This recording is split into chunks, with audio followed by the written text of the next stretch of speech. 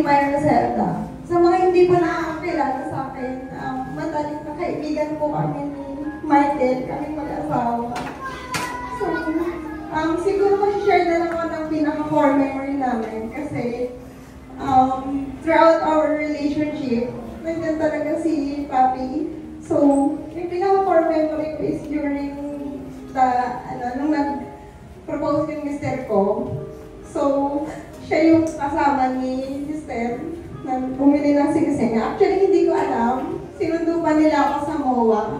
So, ang pinaka-epic doon is ang plan, mag-propose si mister sa akin sa MOA, pero hindi siya natuloy.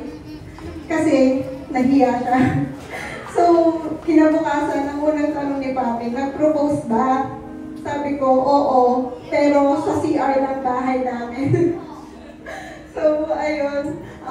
Si Papi po kasi siya din yung best man namin.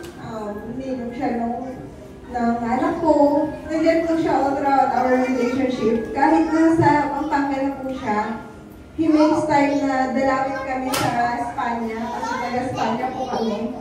And then, masasabi ko po talaga na si Papi, siya, one call away.